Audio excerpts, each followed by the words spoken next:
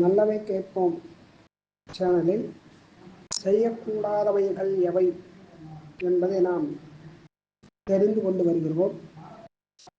இன்றைய தினம் தெய்வ நிந்தை, வேத நிந்தை, பெரியவர்களை நிந்தை செய்வது, இவைகளெல்லாம் பாவம்.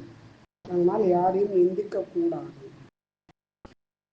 ஒரு பிச்சைக்காரனோ அல்லது ஏழ்மையான நிலையில் உள்ளவர்களோ வந்து விடுவார்கள் என்று வீட்டுக்கதவை காலையிலும் மாலையிலும் சாத்தவே கூடாது. தீபத்தை வாயினால் ஊதி அணைக்கக்கூடாது. தண்ணீரிலும் ஜலத்திலும் எண்ணெயிலும் தன்னுடைய நிழலை பார்க்கக்கூடாது. பற்களை நெரிக்கக்கூடாது. வெளியில் சத்தம் கேட்கும் அளவுக்கு பல்லை கடிக்கக்கூடாது. அது ராட்சச சுபாவம் உள்ளவனாக இருக்கும், அல்லது பேய் பிடித்தவனாக இருப்பான். அப்படிப்பட்டவர்களே இந்த பல்லை கடிப்பார்கள். கொட்டாவி விடும்பொழுது வாய் முன்பு கையை வைத்துக்கொண்டு கொட்டாவி விட வேண்டும். சோம்பல், நோய், தூக்கம், இவை மூன்றுக்கும் ஒரு அறிகுறி இந்த கொட்டாவி. உடலில் உள்ள கெட்ட காற்றுதான் கொட்டாவியாக வெளியே வருகிறது. அந்த காற்று அடுத்தவா மேல பட்டா அதனால வியாதி உண்டாகும். கொட்டாவி விடுறவாளை பார்த்தா பார்ப்பவர்களுக்கும் கொட்டாவி வரும்.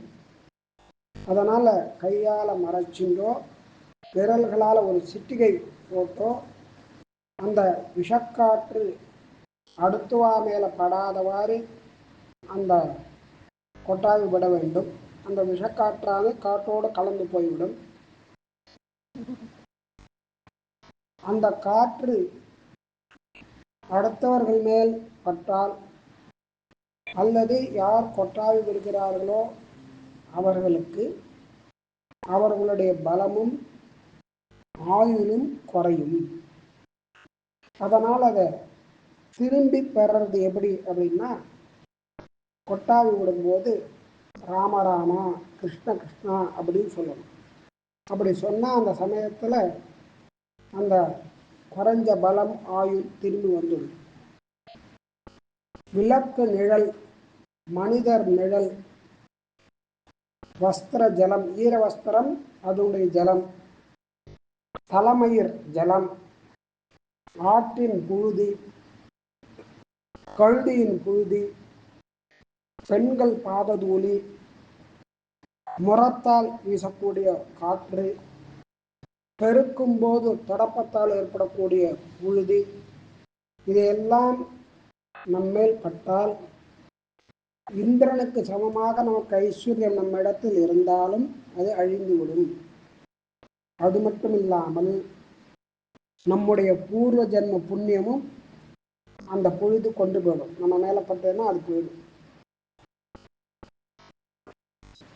புருஷர்கள், ஆண்கள் தன் மனைவியுடன் கல்யாண வீடுகளிலும் யாத்திரை காலங்களிலும் மட்டுமே அந்த சாப்பாட்டு பந்தியில் வரிசையில் உட்கார்ந்து சாப்பிடலாம். மற்ற காலங்களில் சேர்ந்து உட்கார்ந்து சாப்பிடக்கூடாது.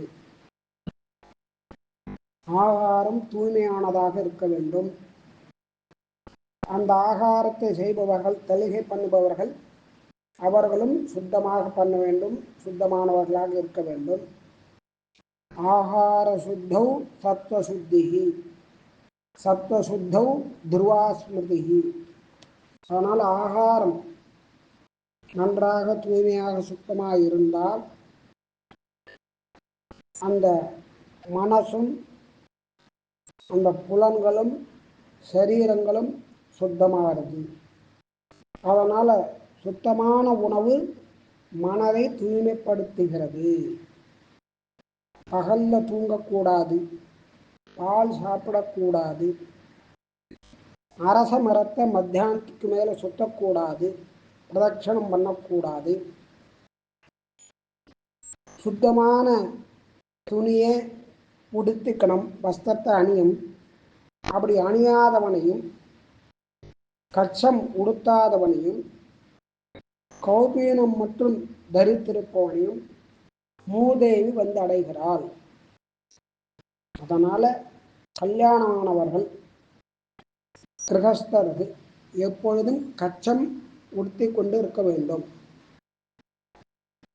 அனுஷ்டான காலங்களில் பஞ்சகச்சம் கட்டாத ஒரு கிரகஸ்தனை பார்த்தா அந்த கட்டின்றிருக்கக்கூடிய வஸ்திரத்தோடு போய் தீர்த்தாமாடணும், அவ்வளவு பாபம் சொல்லப்பட்டுள்ளது. அதனால் வஸ்திரம் பஞ்சகச்சம் இல்லாமல் இருக்கக்கூடாது கல்யாணமானவர்.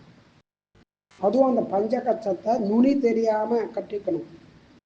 அப்படி நுனி தெரியும்படி கட்டினால் அந்த நுனியின் வழியாக ஆத்மசக்தியானது பூமியில இறங்கிடும்.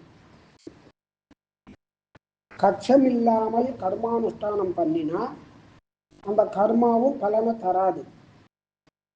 ராத்திரியில துணி துவைக்கக்கூடாது, குப்பையை பெருக்கி வெளியில கொட்டக்கூடாது, பூமியை கீறது வெட்டுறது உழறது அதெல்லாம் பண்ணக்கூடாது, ரகசியங்களை பேசக்கூடாது, ஆட்டு மந்தைகளுக்கு நடுப்பற போகக்கூடாது, பிராமணர்களுக்கு நடுப்பற போகக்கூடாது, அக்னி பிராமன் அவ 2 பேருக்கு நடுப்பற போகக்கூடாது, தம்பதிகள் நடுப்பற போகக்கூடாது, குரு சிஷ்யன் நடுப்பற போகக்கூடாது, அண்ணன் தம்பிகளுக்கு நடுப்பற போகக்கூடாது, அக்கா தங்கைக்கு நடுப்பற போகக்கூடாது, குழந்தை தாய் பசு கன்று இவைகளுக்கு நடுப்புற போகக்கூடாது, பெருமாள் கருடன் நடுப்புற போகக்கூடாது, பெருமாள் பிராட்டி அவளுக்கு நடுப்புற போகக்கூடாது.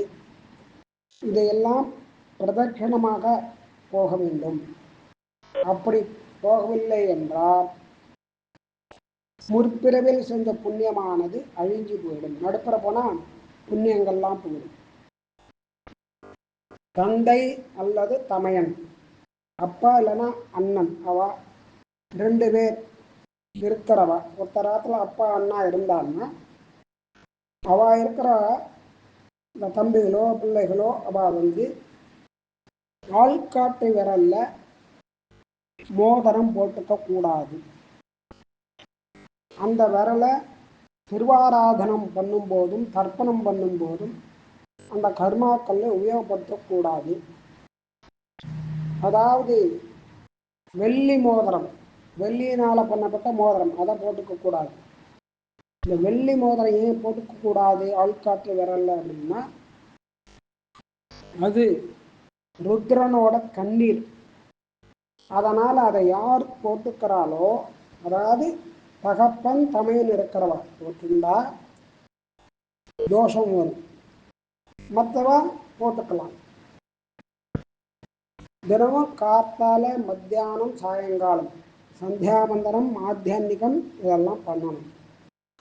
காத்தால சூரியோதயத்திற்கு முன்பாக அர்க்யப்பிரதானம் பண்ணணும். முகத்துக்கு நேராக கைகளை மூடிக்கொண்டு 108 காயத்ரி பண்ணணும் கார்த்தால வேலை.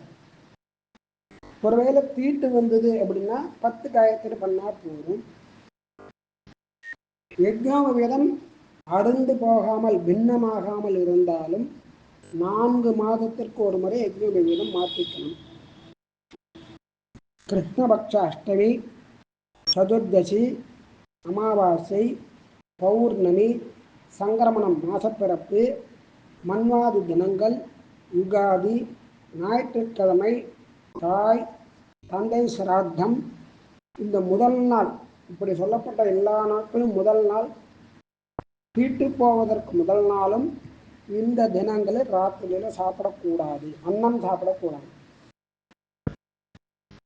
8 வயசுக்கு மேற்பட்டவரும் 80 வயசுக்கு உட்பட்டவரும் ஏகாதசி அன்று 2 வேளை சாப்பிடக்கூடாது. பலகீனமானவர்கள், சக்தி இல்லாதவர்கள், நோயாளி, இந்த மாதிரி இருக்கக்கூடிய பழம் பால் இதெல்லாம் சாப்பிடலாம். ரொம்ப அசக்தமானவா கஞ்சி போட்டு சாப்பிடலாம். ஏகாதசியில் சாதம் சாப்பிடக்கூடியவனுக்கு பிராயச்சித்தமே கிடையாது. அது மகா பாபம். ஏகாதசிக்கு சமமான ஒரு விரதம் கிடையாது.